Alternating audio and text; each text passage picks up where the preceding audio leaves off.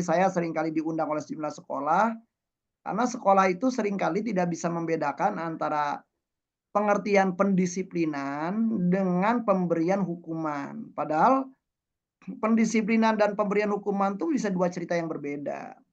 Nah, jadi, contoh misalnya ya, anggap aja nih karena saya sering kali di dunia pesantren, nah itu cukup banyak di dunia pesantren itu adalah fokusnya kepada pemberian hukuman, bukan kepada pendisiplinan. Karena kalau pendisiplinan itu tujuannya adalah terbentuknya sebuah perilaku positif yang diharapkan. Nah, berarti rutenya beda. Jadi kalau di dalam pendisiplinan itu adalah bagaimana berarti perlu ada langkah-langkah pendidikan. Dari pertama adalah kenapa sih kita perlu melakukan tindakan yang tepat? Yang kedua adalah apa sih alasan kita perlu melakukan tindakan yang tepat? Yang ketiga, bagaimana step by step supaya kita semua siswa bisa melakukan tindakan yang tepat. Nah, sehingga dalam rangka pendisiplinan itu berarti siswa wajib tahu gitu ya, wajib tahu gitu, apa sih target perilaku yang perlu ditampilkan. Yang kedua perlu tahu alasan, kenapa itu bermanfaat bagi dia kalau ngikutin perilaku itu. Nah, yang ketiga juga berarti perlu, dibuat ya namanya perancanya ya, baby step-nya atau stepping stone-nya untuk melakukan tindakan-tindakan yang sesuai pendisiplinan.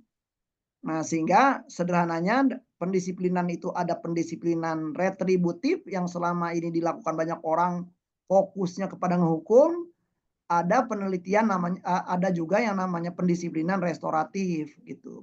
Nah, nah disiplin positif itu termasuk disiplin restoratif itu. Nah, ini yang barangkali adalah kalau misalnya di dalam materi-materi yang biasa kita sampaikan di, sejumlah sekolah, sejumlah pondok pesantren, banyak rupanya di para pendidik pun juga keliru paham gitu. Mereka nggak bisa mengetahui bahwa hukuman itu berbahaya, hukuman itu sendiri juga nggak mengajarkan apa-apa gitu. Kalau orang dihukum belum tentu dia melakukan tindakan yang ditargetkan. Nah, jadi memahami dalam hal ini ada berarti, target dari materi disiplin positif ini pertama memahami tentang apa sih disiplin, apa pengertiannya disiplin, kenapa orang perlu disiplin, dan urutannya tuh upaya apa saja yang perlu dilakukan supaya orang disiplin. Nah, setelah itu baru dibahas tuh, apa yang dimaksud, pendisiplinan selama ini yang ada tuh yang kayak gimana. Nah, itu namanya disiplin retributif tadi. Fokusnya kepada ngehukum pelaku. Nah, korbannya nggak diapa-apain, padahal yang dirugikan korban. Nah, di dalam disiplin restoratif itu justru fokus kepada kalau ada korban, korbannya gitu ya. Fokus kepada tujuan dari aturan itu sendiri apa. Fokus kepada terbentuknya perilaku. Saya kasih contoh, katakanlah di sekolah itu ada sebuah aturan perlu hadir hari Senin, hadir jam katakan saja setengah jam sebelum jadwal kelas dimulai. Nah nah banyak orang lalu menghukum bagi orang-orang yang tidak hadir, telat dan segala macam. Tetapi makin lama yang dihukumnya bukan makin berkurang, makin banyak gitu. Ini kan berarti nggak efektif aturan itu. Kalau tujuannya adalah supaya orang ikut upacara. Nah, kalau tujuannya adalah memang ikut upacara, berarti kan perlu tuh diwawancara orang itu, ditanya satu persatu yang telat tadi, sehingga dapetin strategi gimana caranya mereka supaya bisa datang tepat waktu. Nah, jarang guru yang mau lakukan diskusi kayak gitu, ya. Nah, kenapa tadi nggak punya keterampilan juga mengalihkan dari memberi hukuman kepada membentuk sebuah perilaku baru yang siswa itu bisa jadi nggak punya perilaku perencanaan gitu dan segala macam gitu ya.